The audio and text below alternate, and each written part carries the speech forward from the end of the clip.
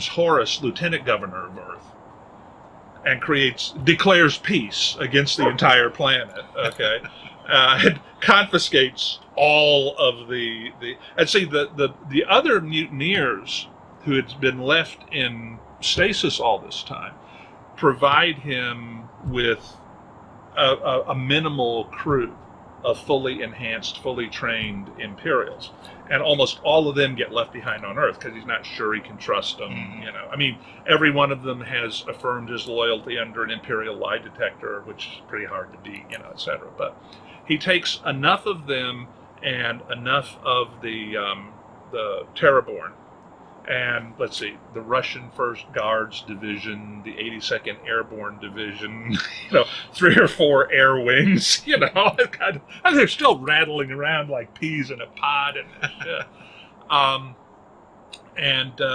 So he does all that, okay, and then he leaves Horus and other members of the senior militaries who were affiliated with or who performed really well in the crisis leading up. They become the Joint Chiefs, and so he leaves Horus with a council to run the planet, and he also drops Dahak's 2 self-repair modules, okay. Each of which is about 2.6 million tons, and which starts right out replicating itself. So he's building an Imperium-level technology and defense centers and everything else. They got 2 years before the incursion gets to Earth. And then Dahak and this crew are going out to look for help.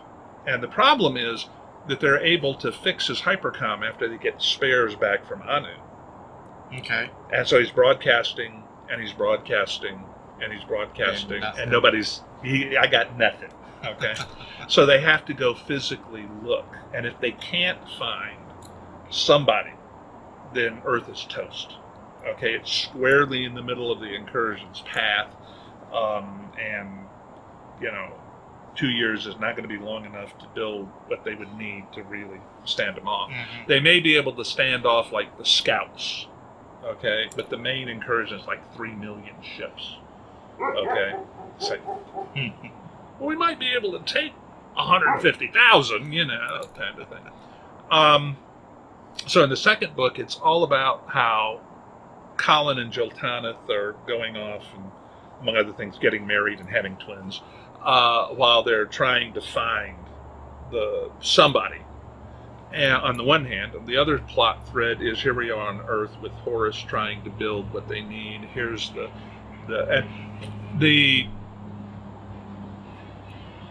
they discover that what happened to the Imperium was an industrial accident, sort of. The Imperium had, first of all, it had become an empire. Okay. And it had something called the Matt Trans, which was literally interstellar instantaneous transmission of matter, and limited to a few dozen tons each. So it was mainly for personnel, not for freight or anything like that. But it was like, instead of climbing on a starship and taking a month and a half to get where you're going, you hop down to the Matt Trans and you're there in 15 minutes. Okay. Well, unfortunately, the Empire had developed a bioweapon, which was really intended to be used against the Akultani if they turned up, or if they could find the Akultani homeworld, kind of thing. And it gets loose, and nobody realizes that it's gotten loose. It's designed to bury itself in the infected population and lie dormant for like a year and a half before any of the symptoms turn up, because you want to make sure it gets spread really well. Okay, and people have been bopping all over the Empire through the Matt Trans, taking this disease with them. And in the end, it wipes out like 5,000 planets. Okay, and they realize what's happened, and Colin has to make a decision. Do I go back to Earth with Dahak, who all by himself could stand off the scouts, or do I go to Birhat, the capital system, where if there's anything left, And there could be, because Imperial technology was built really tough. Mm-hmm. Okay, and see if I can find anything to bring home. Because if I do, I cannot beat the incursion back to Earth. Okay?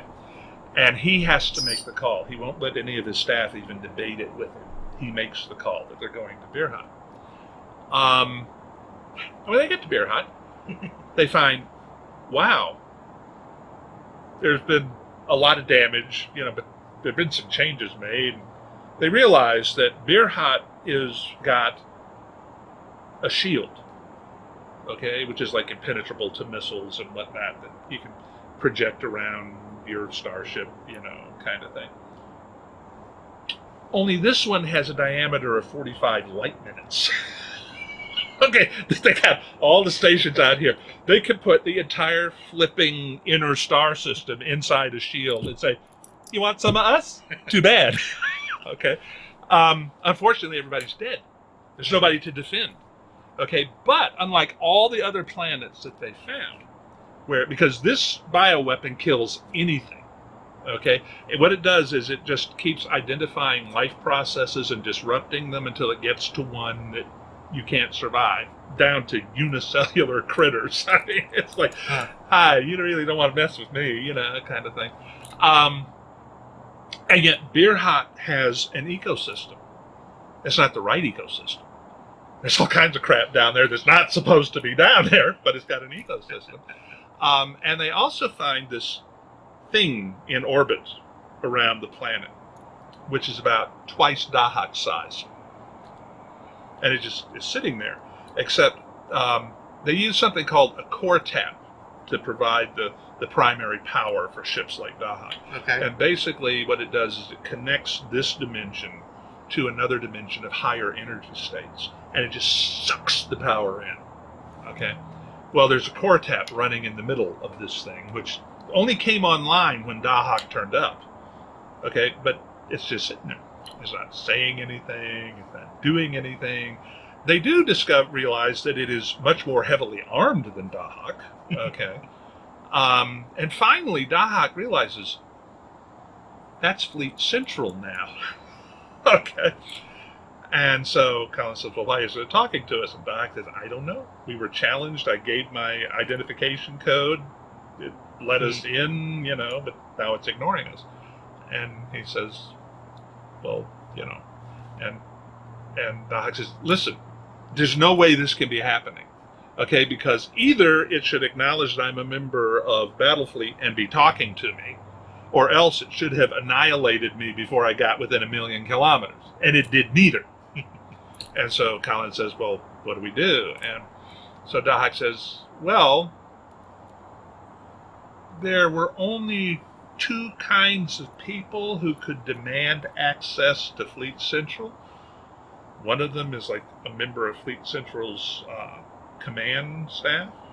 The other would be commanding officers of planetoid-class ships. And so Colin has to go aboard by himself. And he discovers that he's inside Mother. That's what the command crew called, Central Command.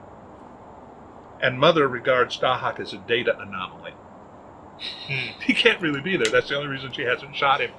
And he says, excuse me? And she says, well, Dahak was lost 50,000 years ago, okay? Therefore, can't possibly be here. Well, then why did you let him in? Because I got the right identification codes. I thought you just said he was destroyed 50,000. He was. I said, what? And he says, okay, can you hypothesize? And Mother is not self-aware. Okay, the Empire has decided that self-aware warships are a bad idea because they had a civil war. Okay, and so Mother is just like this incredibly frustrating person to talk to. Okay, but so Colin says, all right, hypothesize how that could have happened. And she says, well, and basically they narrow it down to what happened is Dahak was pronounced overdue and presumed lost, but no official action was ever taken to remove his codes from the files.